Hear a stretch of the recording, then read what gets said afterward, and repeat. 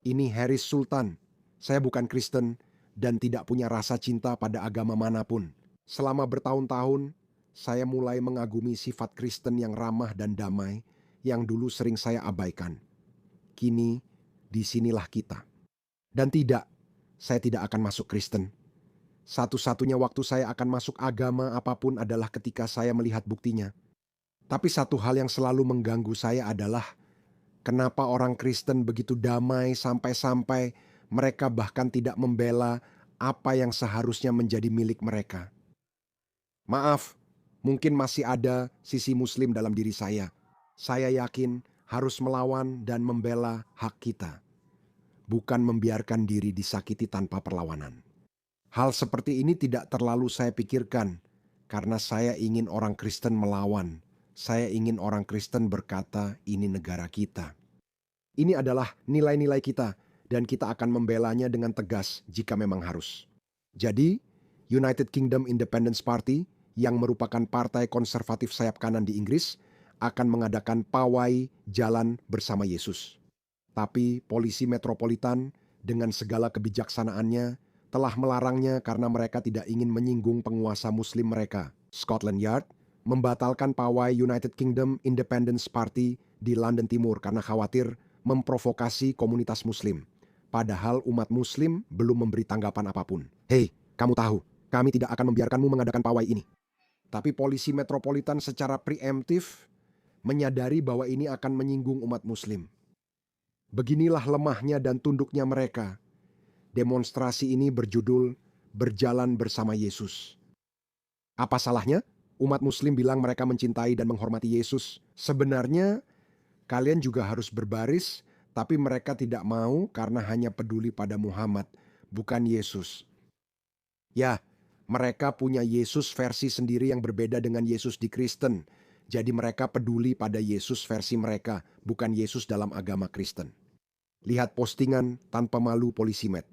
Kami secara wajar percaya, berdasarkan informasi yang tersedia dan kejadian serupa sebelumnya, bahwa pertemuan antara demonstrasi United Kingdom Independence Party dengan kelompok-kelompok yang menentang kehadirannya sangat mungkin akan menyebabkan kekerasan dan kerusuhan serius. Mengapa mereka tidak melakukan hal serupa pada Muslim yang berdemo? Kenapa mereka membiarkan mereka meneriakkan syariah untuk Inggris?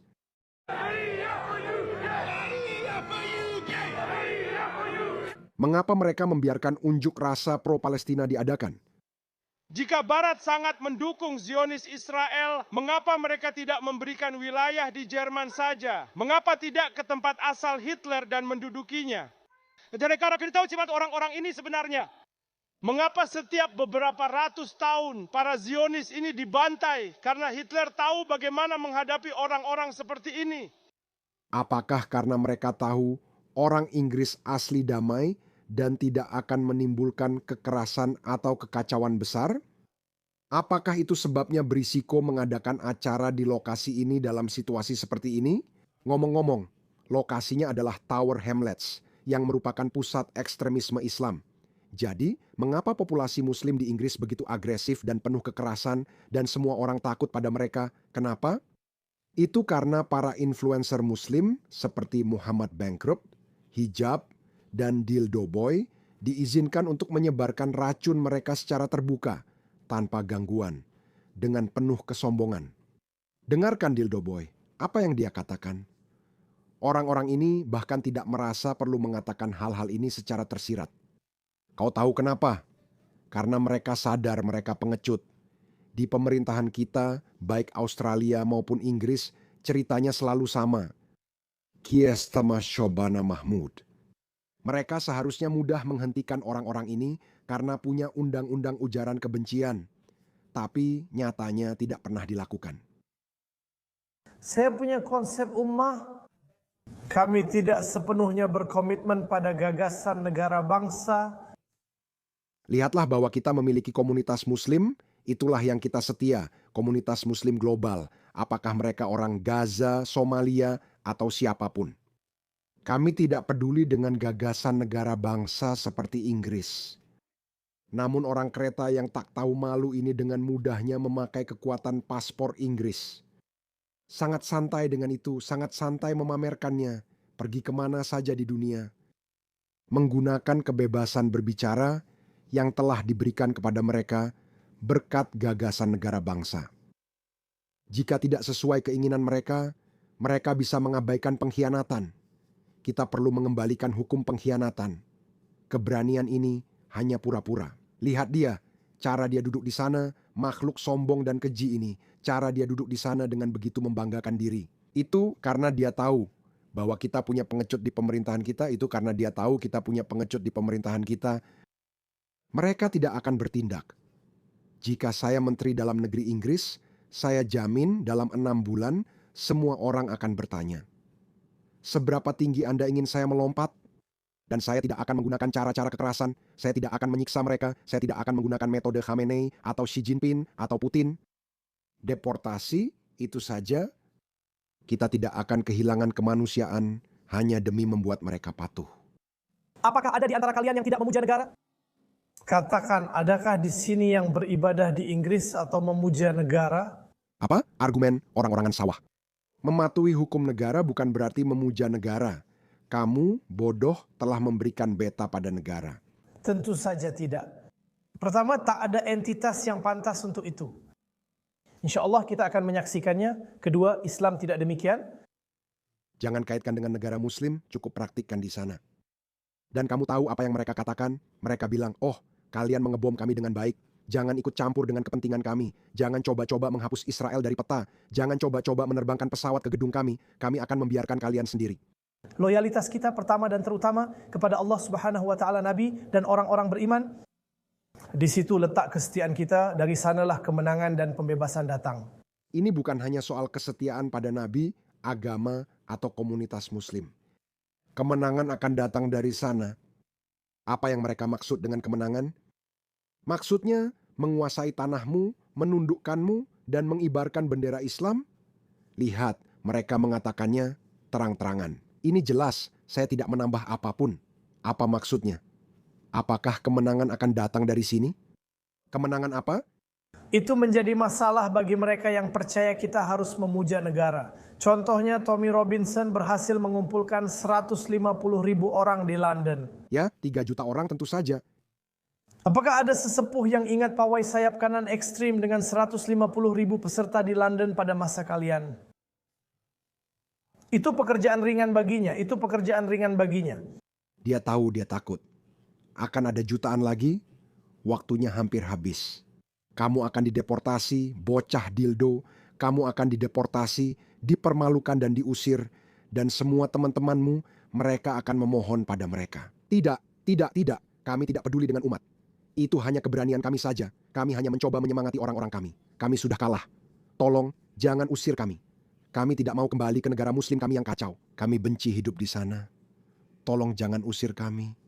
Itu yang akan mereka katakan. Ya, semua bendera yang kamu lihat itu kibarkan bendera kami.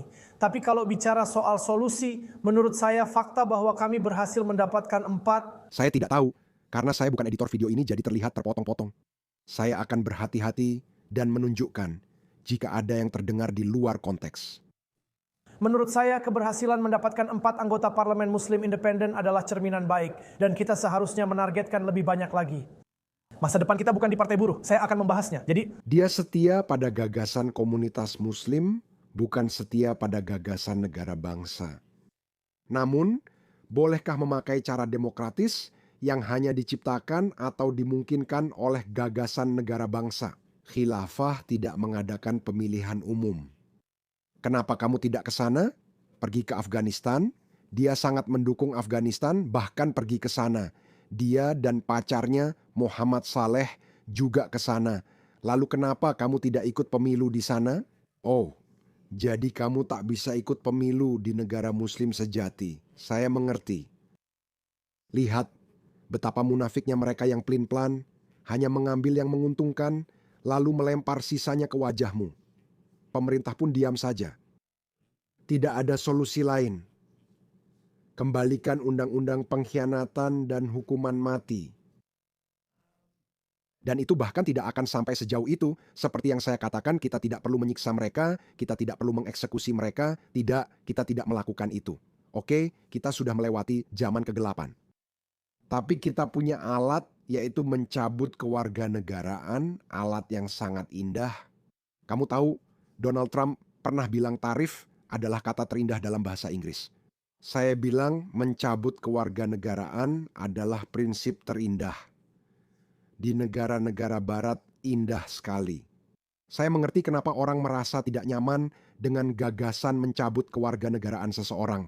Karena pada zaman kegelapan dulu, orang-orang biasa diasingkan. Dan sekali lagi, karena kita sudah jauh meninggalkan zaman kegelapan itu dari masa-masa brutal abad pertengahan, kita tidak melakukan itu lagi. Namun, beberapa aturan ini memang masuk akal. Menurut saya, mengasingkan seseorang lebih baik daripada membunuhnya.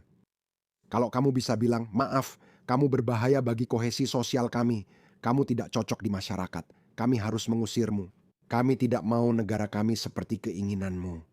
Kami akan memenjarakanmu 20 tahun atau kamu bisa sukarela membatalkan kewarganegaraan dan pergi dari sini. Itu juga ide bagus. Beri mereka hukuman yang sangat lama. 20 tahun, 30 tahun, atau lepaskan kewarganegaraanmu dan pulang. Mereka pasti langsung memilih itu.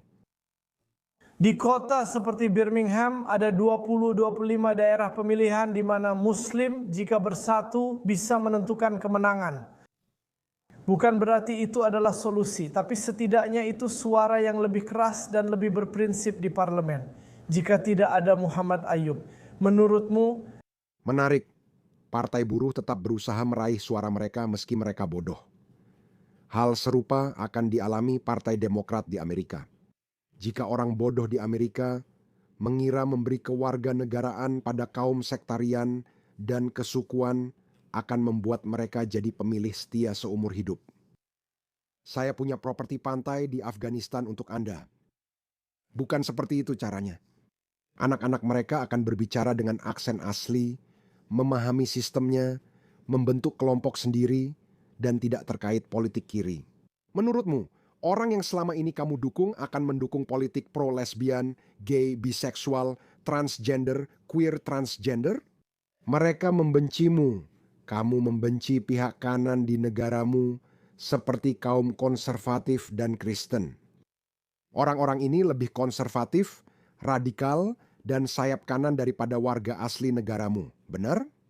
Jadi partai buruh sebenarnya sedang menyadari bahwa orang-orang ini tidak suka partai buruh.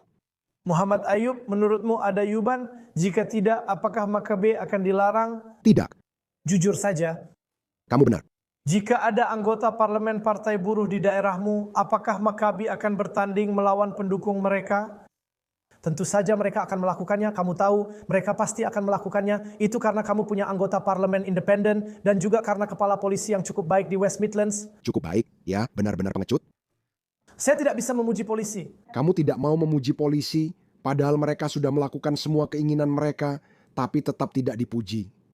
Jadi, siapa komisaris polisi pengecut dari Birmingham yang melarang penggemar Maccabi Tel Aviv itu? Biar saya beritahu, kamu tidak dapat poin. Orang-orang ini sangat dogmatis, ideologis, dan teguh pada ideologi mereka. Mereka tidak suka padamu, meski kamu sudah berusaha menyenangkan mereka. Mereka tidak akan berjabat tangan denganmu, dan begitu mereka mendapat kesempatan untuk menyingkirkanmu, mereka pasti akan melakukannya. Dan putri-putrimu akan berkata, di mana kamu saat orang-orang ini mengambil alih? Kamu akan berkata, oh, aku sedang memenuhi fetish dominatrixku. Itulah dirimu. Saya bukan orang yang suka memuji polisi. Jika kamu tidak terlibat dalam dakwah, aktivisme Islam, advokasi, atau pekerjaan apapun untuk kemajuan penyebaran Islam di negara ini, kamu seharusnya tidak berada di sini. Mengikuti Islam seharusnya tidak semudah berlayar santai. Allah menguji orang-orang yang Dia cintai. Dia mencintai orang-orang Hasham, Dia mencintai orang-orang Gaza, Dia mencintai mereka. Dia mencintai orang-orang Gaza. Maksudnya, Dia mencintai orang-orang Gaza.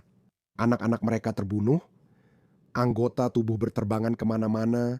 Allah punya satu cara menunjukkan cinta, sungguh Allah yang psikopat. Mereka mudah tertipu, sehingga sangat berbahaya. Mereka begitu teguh dalam delusi mereka, sehingga tidak ada akal sehat yang bisa menang di hadapan mereka. Mereka benar-benar tak bisa diubah pikirannya karena sudah sangat terkelabui. Dulu kita sering melihat orang gila atau gelandangan membawa papan bertuliskan kiamat sudah dekat. Dulu, film Hollywood sering menampilkan orang seperti itu yang dulu dianggap gila. Kini, berdiskusi dengan mereka sudah tak mungkin. Itu adalah karikatur atau stereotip di dunia Kristen atau di dunia Barat. Seluruh dunia Muslim begitu. Setiap Muslim akan memberitahumu, oh ya, hari kiamat sudah sangat dekat. Allah sedang menguji kita. Mereka sangat teguh dalam delusi itu, dan itu membuat mereka lebih menakutkan daripada orang Tiongkok dan Rusia. Di Tiongkok dan Rusia, rakyat dikendalikan dengan rasa takut oleh tiran berkuasa. Tapi orang-orang ini seperti zombie. Orang-orang itu Filistin. Dia mencintai Asyam dan Yaman. Masya Allah, tabarakallah, kamu sudah berkomitmen dan mengangkat jihad. Mereka sudah menunjukkan kepada Allah Subhanahu wa Ta'ala bahwa mereka akan memberi dan berkorban untuk perjuangannya. Kitalah yang harus membuktikannya, kitalah yang harus bergerak. Masyarakat kulit putih Inggris milik kita, kita bagian dari ummah muslim global, tapi komunitas lokal tetap milik kita. Katanya, pasti ada maksud di balik hal baik. Ini sering terjadi sepanjang sejarah kaum menolak nabi-nabi mereka. Oh ya, itu dia. Jadi apakah para patriot mau menerima kami atau tidak? Saya sama sekali tidak peduli. Saya benar-benar tidak peduli. Kamu akan peduli saat mereka menarik kerah bajumu, membatalkan kewarganegaraanmu, dan mengirimu pulang dengan tiket sekali jalan. Dia orang Bengali atau Afghanistan. Kemanapun pergi, kamu akan dikirim kembali. Saat itu kamu pasti peduli dan semuanya akan terjadi. Karena aku bilang ke kalian, memang tidak ada solusi lain. Serius, memang benar-benar tidak ada solusi lain. Lihat mereka, lihat betapa tanpa malunya mereka dengan sombong menyatakan rencana mereka, dan kita disuruh diam. Kita tak bisa berbuat banyak karena ada pengkhianat di pemerintahan, namun ini mulai berubah.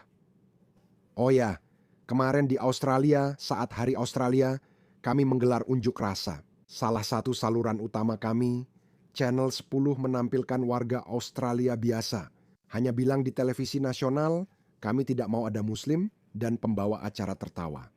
Saya seperti, wow, ini benar-benar. Australia memang agak berbeda. Saya pikir kita sedang berada di masa yang menarik di Australia. Tapi di Inggris, sayangnya, kita tidak akan ada pemilu sampai tahun 2029. Dan Nigel Farage, Swala Brahman, baru saja bergabung dengan reformasi. Saya masih punya sedikit harapan pada Nigel Farage karena dia sering berubah pendirian. Saya merasa jika sendirian, ia bisa mengecewakan. Tapi seseorang seperti Swala, dia cerdas, dia pintar, dia tahu sistemnya, jadi kemungkinan besar dia akan cukup efektif. Berbeda dengan orang baru ini yang hanya bicara tanpa tahu cara kerja sistem. Kita di sini, kita punya tugas, kita punya pekerjaan yang harus dilakukan. Kita semua punya peran yang berbeda. Saudari-saudari kita punya peran, saudara-saudara juga punya peran. Anak muda, orang tua, dan orang setengah baya semua punya peran. Yang kaya, yang miskin, dan semua yang ada di antara kita punya peran masing-masing. Kalian semua berperan untuk mengambil alih.